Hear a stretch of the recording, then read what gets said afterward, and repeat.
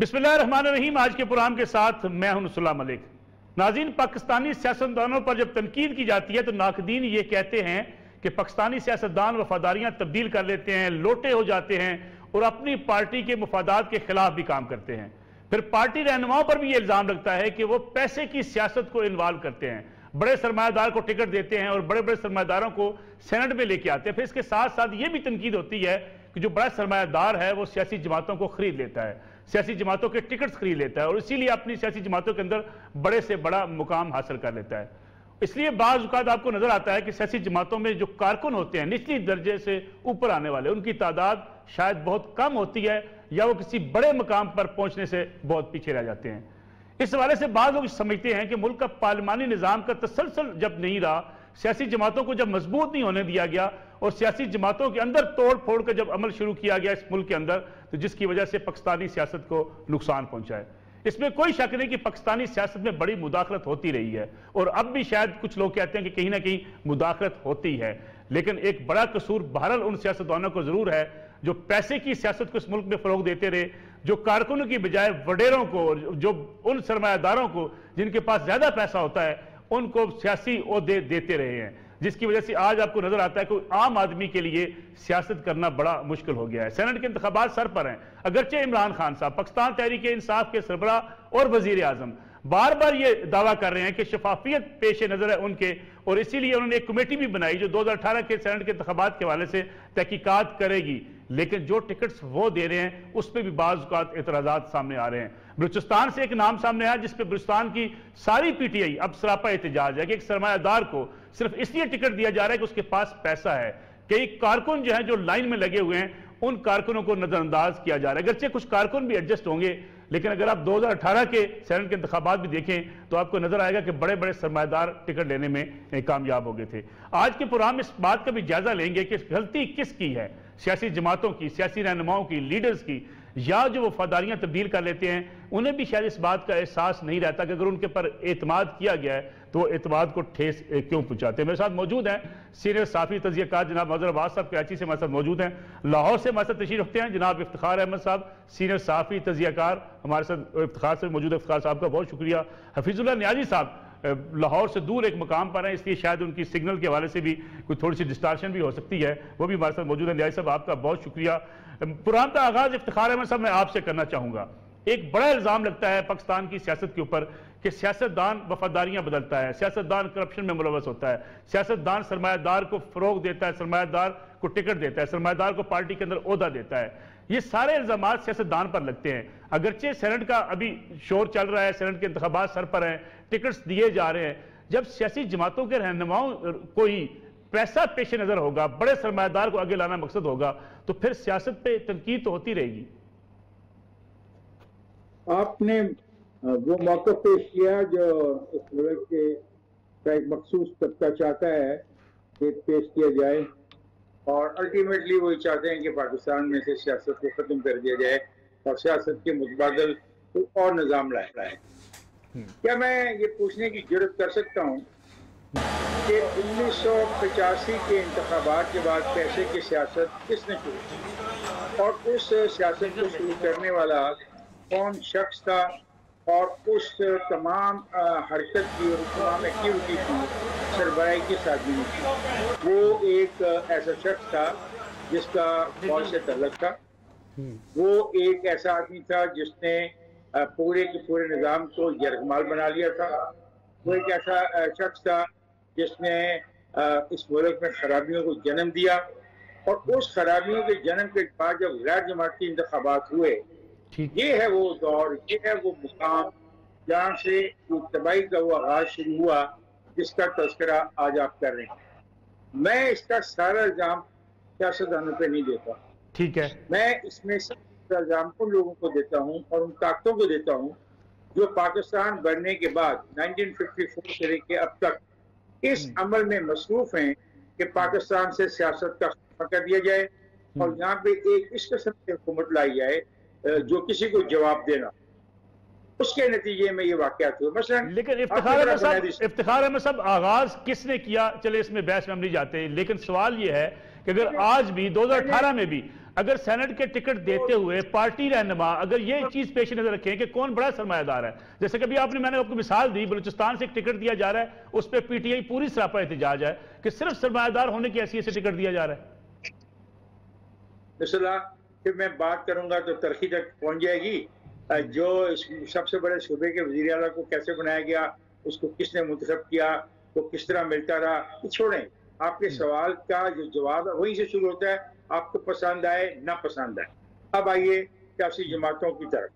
जी जी, क्या मैं ये पूछ सकता हूँ कि पाकिस्तान में इलेक्शन कमीशन नाम की एक चीज है, ठीक, क्या ये हकीकत नहीं पाकिस्तान में सुप्रीम कोर्ट नाम की एक चीज है? ठीक, क्या ये हकीकत नहीं कि पाकिस्तान में एक नाम नहाद किस्म के कवानीन मौजूद हैं जो पैसे के इस्तेमाल को से रोकते हैं सिस्टम के अंदर? क्या ये हकीकत नहीं है कि पाकिस्तान में नैब नाम की एक कुव्वत 1999 से मौजूद है और वो पूछ सकती है कि कहाँ से आया? क्या उस कुव्वत के इल्म में ये नहीं है कि पाकिस्तान के वज़ीर आज़म ने कहा कि उनके पास ये कैसेट जो है ये तो 2 साल से थी, इसका तस्करा उन्होंने किया? क्या पाकिस्तान की उस नैब ने उस आदमी से, जिस आदमी ने ये सारे वोट खरीदे, ये पूछा कि तुम्हारी मनी ट्रेल क्या है? जिन लोगों ने पैसा लिया, क्या जिनके नाम गवांगे जोहल वजीर आजम साहब फरमा रहे हैं, क्या FBI ने उनके अकाउंट्स में ये देखा कि वो जो पैसा उन्होंने कमाया इस जगह से ओपनली, क्या उसको डेकोरेट किया अपने अकाउंट्स के अंदर? देखें, आप चंद सियासतदानों को की बुराई को पूरे निजाम के मुंह पे काले के तौर पे मत मरें। ठीक, और मेरी बात सुने, मेरी एक बात सुने। जी जी, बदतरीन लोग और बदतरीन सेनेट आ रही है और इतना पैसा खर्च हो रहा है कि मेरा प्राइम मिनिस्टर कहता है कि 70 करोड़ से 80 करोड़ का वोट है। तो प्राइम मिनिस्टर आपने हल्फ उठाया हुआ है आइन की हुर्मत का, आगे आए, बढ़े, अपने दक्षत के साथ उस आदमी का नाम तो बताएं जो 70 करोड़ और 80 करोड़ रुपए का वोट खरीद रहा है या बेच रहा है। ठीक है, मैं आता हूं वापस आपके इफ्तिखार साहब। जी जी, मुझे कंप्लीट करने दो, बाद में बोलने देना या ना बोलने देना। जी जी, प्लीज। बहुत इंपॉर्टेंट बात है, उसको मुझे अपने पॉइंट ऑफ व्यू को क्लियर करने दें। आप कहते हैं सियासत अपना नहीं मिलता टिकट वर्कर्स को, पिछले लोग तो बुरे थे, वो तो सरमायादार थे, ठीक है, वो तो कमीशन एजेंट, वो तो लूट मार करते थे। ये जो इतने अच्छे प्यारे ईमानदार, और उनको तो अदालतों ने भी कह दिया कि ये सादिक और अमीन है, ये सादिक और अमीन कितने वर्कर्स को टिकट दे रहे हैं? मैं सिर्फ कोशिश कर रहा हूँ, अगर से मेरी सख्त मुखालफत उस आदमी ने की लाहौर से पंजाब का जो प्रेसिडेंट का, मैं उसकी बात करता हूँ कि यार उसको इजाज चोई साहब ने जिस तरीके से गली कूचों में जाके पीटीआई के लिए काम किया, पार्टी की तंजीम साजी की, लेकिन मेरा ख्याल में उनको टिकट दे रहे हैं। वो सुन तो सही लो ना, वो चावल में अच्छा दाना भी रखना चाहिए ना देग में। ठीक है, देखो मैं आता हूँ वापस, इफ्तिखार साहब आता हूँ आपकी तरफ वापस आता हूँ। जनाब मदर अब्बास साहब, जो बात मैंने सवाल रखा था इफ्तिखार अहमद साहब के सामने कि इस वक्त जो सूरत हाल है, हम माजी को तो चले बुरा भला कहते रहे, माजी के हुक्मरानों को, सियासतदानों को, अगर इमरान खान साहब तब्दीली के नाम पर आने वाले हुक्मरान भी ये देखें कि किसके पास ज्यादा पैसा है। 2018 के भी मैं कुछ नाम गिनवा सकता हूं, चाहता नहीं कि उनको यहां डिस्कस किया जाए, सिर्फ सरमायादार होने की बिना पर उनको टिकट दिया गया। अब भी अगर किसी सरमायादार को टिकट दिया जाता है तो फिर सियासी जमातों को जो पर तनकीद की जाती है कि सियासी जमातें लोटे पालती हैं, सरमायादारों को प्रमोट करती हैं, सरमायादारों को ओहदे देती हैं, ये तो फिर दुरुस्त बात है। देखिए, फर्ज करें अगर ये बात मान भी ली जाए तो इसके काउंटर में क्या हुआ? ठीक है, क्या इस चीज को उन सियासी जमातों ने रेजिस्ट किया कि जो सियासी जमातें अपने आप को नजरियाती कहती हैं, ठीक है, जो अपने आप को कौमी जमातें कहती हैं, उन्होंने तो फिर उसी मिशन को आगे बढ़ाया जो मिशन जनरल ज़िया-उल-हक छोड़ के गए थे। यानी जिस 85 की असेंबली में जो लोग थे या उसके बाद जो लोग आए, उनको ये जमातें अपना अडॉप्ट करती रहीं। उन्होंने वो सारे सिस्टम को अडॉप्ट किया कि जिसने पाकिस्तान की सियासत को करप्ट किया है। तो मैं तो समझता हूं कि सियासी जमातें बराबर की जिम्मेदार हैं, बल्कि मैं ज्यादा जिम्मेदार उनको इसलिए करार दूंगा, माफ कीजिएगा, क्योंकि उनका काम तो इस चीज को रोकना था, उनका काम तो इस चीज के खिलाफ रेजिस्ट करना था। अब 89 उठा लें आप, 89 में अदम एतमाद की तहरीक आती है, तो अदम एतमाद की तहरीक का जवाब इस तरह दिया जाता है कि आप भी पैसा इन्वेस्ट करना शुरू कर दें, आप छोड़ दें, इख्तिदार छोड़ दें, बताएं, एक्सपोज कर दें। जो चीज बेनजीर भुट्टो ने 9 अगस्त 1990 को अपनी हुकूमत के खात्मे के बाद कही थी, वो चीज अदम एतमाद की तहरीक के वक्त कहते हैं कि उनके खिलाफ क्या साजिश हो रही है। मेरा ख्याल है कि आज भी वही सिचुएशन है। कोई उस तरीके, यानी 2017 में इमरान खान ने बहुत ऐसा इक़दाम किया जब उन्होंने 20 MPs के खिलाफ कार्रवाई की, मगर उसके बाद क्या हुआ? आज अगर आप कहते हैं कि जी जो है मैंने वीडियो नहीं देखी थी, तो 2020 में किन शवाहिद की बुनियाद पे उनके खिलाफ कार्रवाई की गई थी और फिर जो शख्स वजीर कानून बना बाद में। तो मेरा ख्याल में कि सियासी जमातों को अपने अंदर इस चीज को, जब तक इस चीज का तदारुक नहीं करेंगी, तो इसमें मसला ये नहीं है कि आप किसी सरमायादार को टिकट देते हैं या नहीं, ठीक, मसला ये कि उस सरमायादार की जो वफादारियां हैं वो पार्टी से हैं या किसी अफराद से हैं। अगर इनफरादी वफादारियां हैं तो जाहिर है पार्टी को उससे आगे चल के नुकसान होगा। ये सारे के सारे जो 2020 में चेयरमैन सेनेट के वोट ऑफ नो कॉन्फिडेंस के नतीजे में जिन्होंने जानबूझ के या किसी के कहने पे तो अपना ज़मीर बेचा, ये ज़मीर फरोश लोग हैं। उसके बाद भी जो आज भी अगर इलेक्शन में इस तरह के रिजल्ट्स आते हैं तो उनको सिर्फ ज़मीर फरोश ही कहा जा सकता है, उसमें कोई दो राय नहीं हो सकती। मेरा ख्याल है इस पर इत्तेफाक राय होना चाहिए। ठीक हो गया। हफीजुल्लाह न्याई साहब, सियासतदानों ने सरमायादारों के हाथ जो है वो बेच दिए हैं, पॉलिटिकल पार्टीज टिकट बेच दिए हैं, या वजह क्या है? या इलेक्शन कमीशन ऑफ पाकिस्तान हो, FBR हो, जैसे कि बात करते इफ्तिखार अहमद साहब, कि अगर कोई शख्स इतना सरमाया लगाता है इलेक्शन के ऊपर तो क्यों नहीं चेक किया जाता इदारों की तरफ से? इदारों की कोताही या सियासी जमातों के रहनुमाओं की लीडरशिप की कोताही? मैं इसमें थोड़ा सा देखे, जब तरीक़त साहब के पहली दफा सेनेट में आने का मौका मिला 2013 में, जब वो पहली दफा उनकी KP के कोई मेरा ख्याल में ओरिजिनली कोई 26-27 सीट थी और फिर उनके बाद मिला के कोई 34-36 हो गई थी स्पेशल सीट्स मिला के। तो उन्होंने जो बंदे भेजे थे शिबली फराज वगैरह, वो उनके अपने वर्कर्स थे और अपने ही वेल डिजर्विंग थे। लेकिन 2018 में बदकिस्मती में जब तरीक़त साहब के पास जब दूसरी दफा मौका मिला उनको इलेक्ट करने का, उसमें उन्होंने एक सिर्फ बंदा जो है जो फैसल जावेद है, जो वर्कर है, उसको टिकट दिया। बाकी सारे बंदे किसी का तरीक़त साहब से कोई ताल्लुक नहीं था और उनके अंदर एक ही चीज कॉमन थी कि बेपनाह पैसा था। ये बाकी पार्टियों के अंदर ये सूरत-ए-हाल नहीं है। ये कहना है कि बाकी पार्टियां बिल्कुल मुबारक है और बिल्कुल इस बात से बिल्कुल ये है कि नहीं जी उन्होंने नहीं दिया, लेकिन वर्कर्स को हमेशा प्रेफरेंस मिली है हर पार्टी में। जरदारी साहब ने एक हिंदू लड़की को देख के मिसाल कायम की जो इंतहाई गरीब थी। KP में जो 2 सीट्स मिली जो बड़ी कॉन्टेंशियल सीट थी, जो उन्हें कहा गया कि उनको नहीं मिल सकती थी, वो जो सेनेटर हुआ वो भी इंतहाई गरीब था और जो उसके साथ जो रुबीना खालिद हुई वो भी मिडिल क्लास की थी और पीपल्स पार्टी की पुरानी वर्कर थी। इस राजा जफर को या परवेज रशीद हो या जितने लोगों को मैंने देखा है तो सबको जितनों को मिला है, हर पार्टी ने अपने पुराने वर्कर्स को किसी ने नजरअंदाज नहीं किया। आप समझते हैं जमातों की निस्बत पाकिस्तान तहरीक इंसाफ सरमायादार को ज्यादा प्रेफर करती है? संभव जी, मैं हैरान हूं कि हालांकि ये वो पार्टी है जिसके अंदर एक आम वर्कर जो है वो बहुत उसकी कुर्बानी है और लंबे अरसे की कुर्बानी है। चाहे वो जितने थे उनकी कैपेसिटी जितनी नहीं थी, लेकिन 16-18 साल जब कोई नहीं था तो यही लोग थे, लेकिन अब उनको खार कहीं नजर नहीं आते।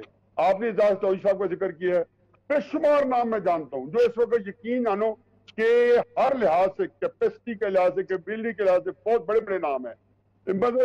एक जो है हफीज खान है, उनका पंजाब के सदर रह चुके हैं, बड़े टैलेंटेड आदमी हैं, बहुत ज़हीन आदमी है। बेशुमार लोग हैं जो इस वक्त जिनको लाया जा सकता है। लेकिन ये बाबर अवान जो है अगर वो टिकट ले जाते हैं तो या जुल्फी बुखारी ले जाता है तो ये तहरीक इंसाफ के लोगों के लिए बड़ी हकतलफी होगी। और पैसे वाले लोग ले जाएं जिनके बारे में वज़ीर आज़म साहब ये कहे कि 70 करोड़ रुपए जो ऑफर हो रही है, ज़ाहिर है वज़ीर आज़म साहब के पास ये रेट्स खुल रहे होंगे तो कह रहे हैं कि आखिर 70 करोड़ के रेट्स जो है तक पहुंचे, मेरे पास इतने तक नहीं पहुंचे, आप तक नहीं पहुंचे, क्यों? हम रेलिवेंट नहीं है, हमारे पहुंचे भी नहीं चाहिए, क्यों? हम तो हिस्सा ले नहीं रहे। लेकिन जिन तक पहुंचे हैं उनको यही बताना चाहिए कि किस तक पहुंचे। फिर लास्ट टाइम भी जो हुआ है, देखें ये जो वीडियोज है ना, खुदा के लिए इस वीडियो को आप डाउन होने दें, ब्रॉडशीट को और इस वीडियो स्कैंडल को।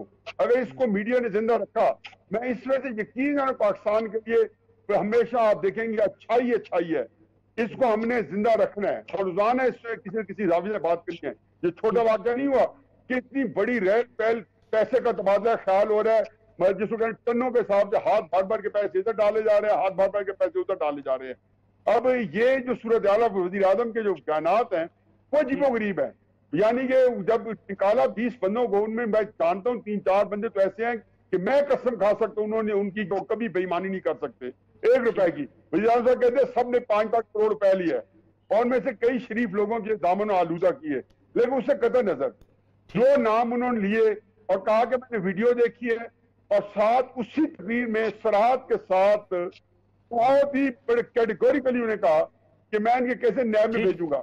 अब चंद जो 2.5 साल वीडियो आई है और पता चला कि ये तो बहुत बड़ा न्याय हो गया, क्योंकि उसमें एक बंदा उन्होंने वजीर कानून बनाए रखा है और उसको 2.5 साल वजीर कानून भी बनाए रखा है, जो वीडियो की शक्ल से नजर आ गई है। बाकी बड़े बड़े को प्रेस खटक साहब कैसर साहब का सबका नाम आ गए, ये पहले भी इनके नाम आते रहे हैं। वजूदी report party inter party election में उसमें क्या हुआ, उन्होंने कहा ये सारे लोग जो थे परवेज खट्टक है, जहांगीर तरीक साहब है, अलीम खान के बारे में वजूद्दीन ने अपनी रिपोर्ट लिखी थी, पुरानी रिपोर्ट गई इनकी अपनी पार्टी के पैसा चला है। तो देखें तहरीक इंसाफ के अंदर करप्शन का जो एक नया था जिसके बारे में हमेशा लोग इसको ज्यादा तवज्जो नहीं देते थे, क्योंकि लोगों ने एक बड़े खास नजारे से देखते थे। ये पाकिस्तान की तहरीक का सबसे बड़ा स्कैंडल है कि किसी पार्टी के अंदर एक पार्टी पैसे दे रही है, पार्टी पैसे ले रही है, पार्टी वीडियो बना रही है, पार्टी कर रही है। ये तो बहुत बड़ी तकलीफ है कि एक छोटी ठीक है जैसा आपको पॉइंट वो आगे छोटी सी कमर्शियल ब्रेक लेने, कमर्शियल ब्रेक से वापस आएंगे तो बात करेंगे वजीर आजम के दावों की और वजीर आजम की पार्टी के लिए जो वोट्स इकट्ठे करने की कोशिश भी की जा रही है, फिर अपने लोग वफादारियां तब्दील करते हुए भी नजर आ रहे हैं। बात करते हैं आप शॉर्ट ब्रेक।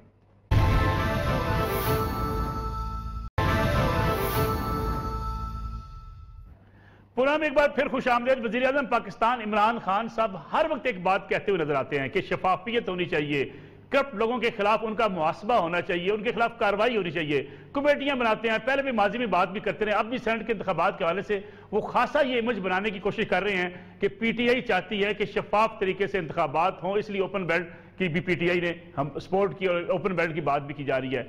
लेकिन खुद वजीर आजम साहब जब पंजाब में इलेक्शन हुए थे, पंजाब से उनके सेनेटर मुंतखब हुए थे अपोजिशन के वोटों से, मुस्लिम लीग नून और पीपल्स पार्टी के वोटों से।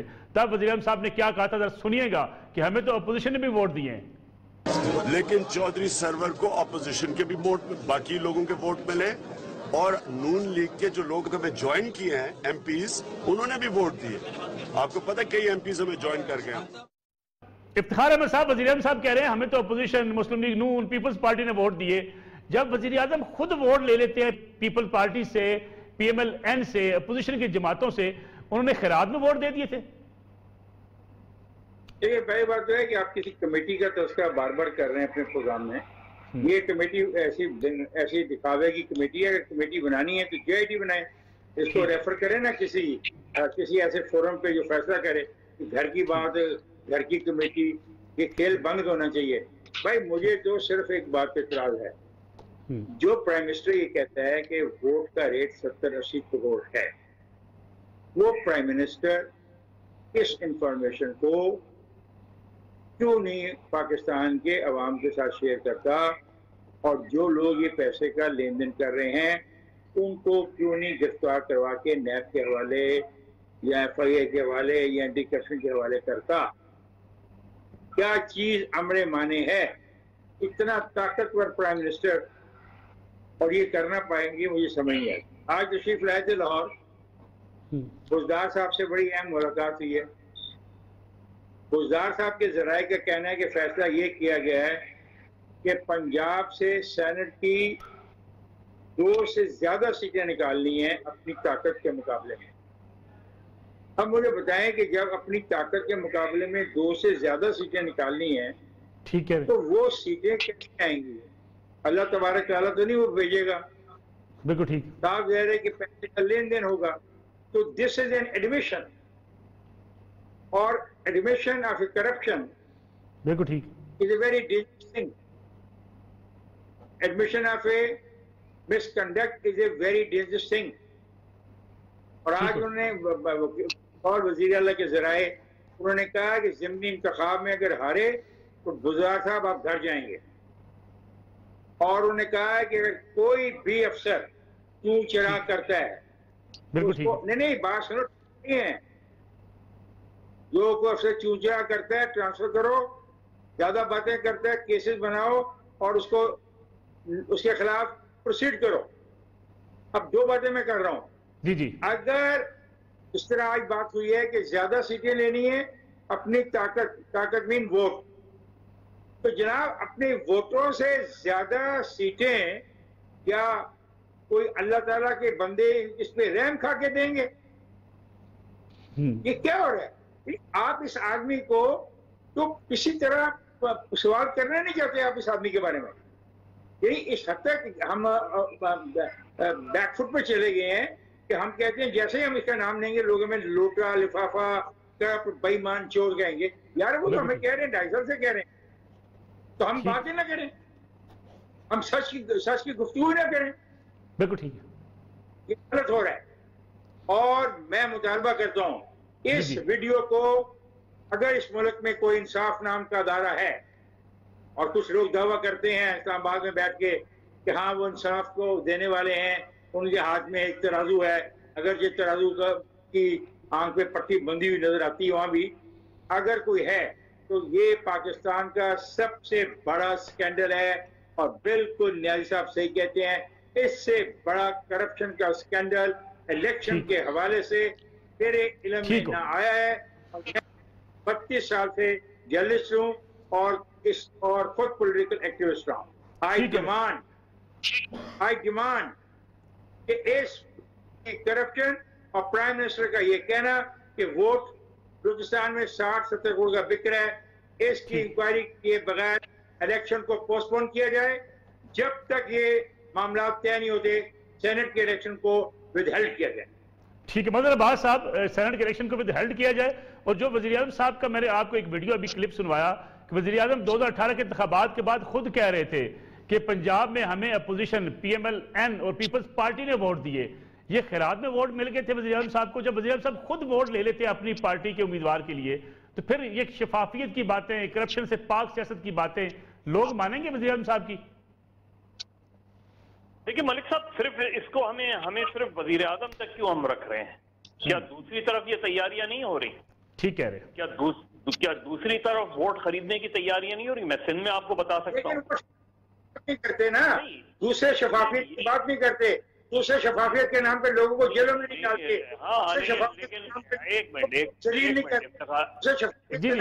लोगों की हद नहीं उड़ा रहे। जी जी जी मदर साहब, इफ्तिखार साहब, मैं और आप तो शफाफियत की बात करते हैं ना, तो मैं तो हाँ PMLN करे, पीपल्स पार्टी करे, वोट खरीदने की जो भी बात करेगा उसके खिलाफ तो बात होनी चाहिए। जो खिलाफ बात होनी है। एक प्राइम मिनिस्टर जो कहता है कि 60-70 करोड़ का वोट बिकते हैं, बताए कौन बेचने वाला है और कौन खरीदने वाला है? जी मदर साहब, अरे भाई, जो भी करेगा उसको हमें कंडेम करना चाहिए। और मैं ये भी नहीं मानता कि ये सबसे बड़ा स्कैंडल है। सबसे बड़ा स्कैंडल असगर खान केस है। पाकिस्तान की तारीख का इदारती करप्शन हुई है। छोड़ो भाई, इतने पैसे की करप्शन पूरे केस में नहीं हुई होगी जितने का एक वोट खरीद रहा है। आप बात कर लें या मैं कर लूं? साहब बात कंप्लीट करने थे। जी मदर साहब, तारीख आज सवाल हो रहा है सेनेट का, आप चले गए वापस आता आपकी तरफ। मदर साहब की बात कंप्लीट हो जाए जरा। अरे भाई आपने और न्याजी साहब ने ये बात की कि ये करप्शन का सबसे बड़ा स्कैंडल है। मैं समझता हूँ करप्शन का सबसे बड़ा स्कैंडल असगर खान केस है। और 89 में वोट ऑफ नो कॉन्फिडेंस आप उठा लें, कितने MNAs को जो है अपने चांगा मांगा का उठा लें। मिडनाइट जैकॉल पाकिस्तान की सियासी तारीख में यही होता रहा है। कौन करवाता रहा है? यहाँ तो ब्रिगेडियर इम्तियाज बैठ के कन्फेशन करते हैं। अब मैं 50 लाख रुपए ब्रीफ केस लेके गया था, तो हमने किसी ने पूछा कि ब्रीफ के ये 50 लाख रुपए तुम्हें दिए किसने थे, कौन लेकर गया था? ये देखिए प्रॉब्लम कहाँ है हमारी। प्रॉब्लम ये है कि हम पिक एंड चूज करते हैं। इमरान खान साहब का सबसे बड़ा फ्लॉ यही है।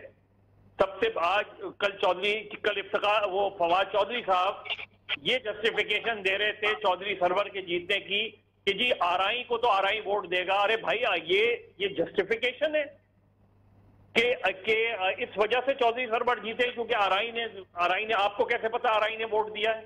ठीक है, वो तो सीक्रेट बैलेट था, आपको कैसे पता उन्होंने वोट दिया है? यानी इस तरीके से हम करप्शन को जस्टिफाई करते हैं, हम करप्शन को लीगलाइज करते हैं, बिल्कुल ठीक, हम करप्शन को प्रमोट करते हैं। ये मेरे लिए इंपॉर्टेंट नहीं है कि कोई वर्कर जो है वो सेनेट में पहुंच गया। चीज ये है कि उस वर्कर को सेनेट में पहुंचाने के लिए क्या खैबर पख्तूनख्वा में पीपल्स पार्टी के पास इतने सेनेटर थे कि वो 2 सेनेटर मुंतखब कराती? ठीक है, नहीं थे। अगर नहीं थे तो जाहिर है उन्होंने लोगों ने अपने इस तरीके से जमीर के मुताबिक तो वोट नहीं दिया। हमारे यहाँ जमीर के मुताबिक तो अपने आप को बेचते हैं, वोट नहीं देते। तो हमारे यहाँ प्रॉब्लम जब तक हम इसको कलेक्टिवली नहीं करेंगे, इस मसले का हल नहीं निकलेगा। हम ब्लेम गेम में चले जाते हैं कि ये जिम्मेदार है और वो जिम्मेदार है। हम इसको कलेक्टिवली मेरा ख्याल है रिजॉल्व करने की कोशिश नहीं करते क्योंकि हम चाहते हैं कि इस तरह की चीजें चलती रहें। ठीक है। हफीजुल्लाह न्याई साहब, जो बात हो रही है कि क्या करप्शन में सिर्फ पीटीआई के लोग मुलव्वस है टिकट देने में? अगर पीएमएल-एन टिकट खरीदे या वोट खरीदे या पीपल्स पार्टी खरीदे, जैसे कि मदर साहब बात कर रहे हैं कि अगर केपीके के अंदर आपके इतने वोट्स नहीं थे, आपने 2 सेंटर बनवा लिए, सारी जमातें इसमें मुलव्वस हैं? देखिए जी, मैं पहली बात तो ये बताऊं कि मेरे इल्म में नहीं है, कोई एक आध शायद ही हो। जो पंजाब के अंदर मैंने नहीं देखा कि पंजाब में किसी बंदे के पास जो इस तरह का पैसा हो जिसमें 40, 50, 100 करोड़ 150 करोड़ लगा के और उसे वोट खरीदो। न्याई साहब, लेकिन न्याई साहब, जो मदर साहब की बात है कि सियासी जो रहनुमा हैं अगर वो भी मुलव्वस रहे इसमें, सारी सियासी जमातें, कोई मुबर्रा तो नहीं है इसमें? नहीं, मैं मुबर्रा देखें, पाकिस्तान के अंदर आप ये कहें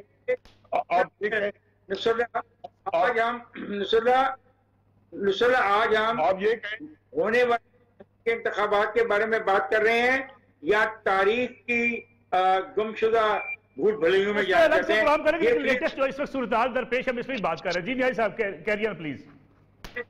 सारा हवाला लेटेस्ट दिया।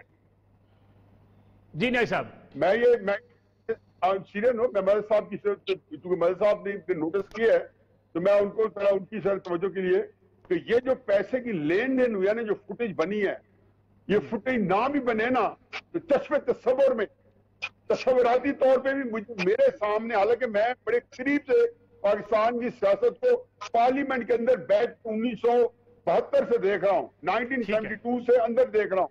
और मैं उस वक्त भी जब 19 साल के बाद वली खान, शाह नूरानी साहब, मुफ्ती महमूद साहब और प्रोफेसर गफूर साहब, सफर अंसारी साहब, इनके साथ बराबर में बैठता था। उस वक्त उनके किसी न किसी एंगल से मैंने इस तरह की लेन देन नहीं देखी। मैं उस लिहाज से कह रहा हूँ कि ये एक ऐसा अजीबोगरीब वाक़या है कि जिसने मेरे आसाब पे उनको बड़ा मुतासर किया। मैं भी जो सोचता रह गया हूँ कि आप नोट्स में दे रहे हो एक स्पीकर हाउस के अंदर, ये एक ऑफिशियल घर के अंदर, और ये पहले से पता है कि जिन लोगों को टिकट दिए गए तहरीक साहब ने, फैसल जावेद साहब के अलावा, वो सारे होते जिनका तरीके से कोई ताल्लुक नहीं था। ऐसी इससे शदीद देखो, अगर जरदारी साहब के बारे में कोई कहते हैं पैसे देते हैं, जिनके बारे में समझता हूँ कि देते हैं, जरदारी साहब बिल्कुल मदद आप सही कह रहे हैं, लेकिन टिकट उन्होंने फिर कारकुनों को दिए हैं। टिकट जो है वहां पे आपको मिलेंगे, नाइक को मिलेगा, रजा रब्बानी साहब को मिलेगा, टिकट आपको यही को मिलेंगे। न्याई साहब, एक छोटी सी कमर्शियल ब्रेक और शामिल करें, प्रोग्राम का बड़ा मुख्तर रह गया है। ब्रेक से वापस आते तो इस पर बात करते हैं कि अब नतीजा निकलेगा क्या सेनेट के इलेक्शन का।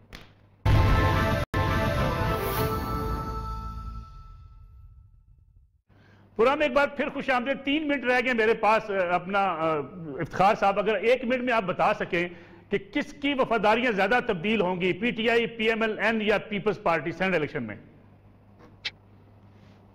किसी की भी वफादारियां चेंज नहीं होंगी। जिसके पास ज्यादा पैसा होगा वो ज्यादा वफादारियां चेंज करवा ले।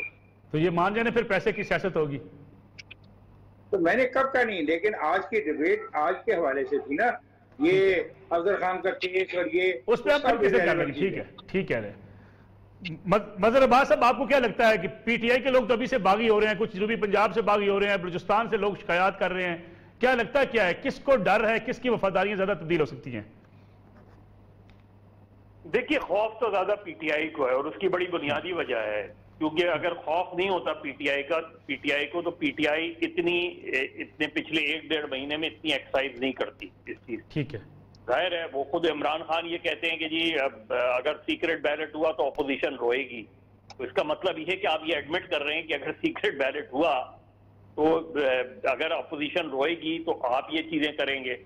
ओपन बैलेट पे जा ही इसी वजह से रहे हैं और वो उसमें कोई हर्ज भी नहीं है, लेकिन तरीकेकार उन्होंने गलत अडॉप्ट किया, क्योंकि पीटीआई को फियर है कि उनके एक दो सेनेटर्स भी अगर इधर से उधर हो गए तो पीटीआई का जो नंबर गेम्स है वो चेयरमैन सेनेट के इलेक्शन में खराब हो जाएगा, क्योंकि चेयरमैन सेनेट के इलेक्शन में सीक्रेट बैलेट होगा और उसमें बलूचिस्तान, केपी और पंजाब के लोग इधर से उधर हो सकते हैं।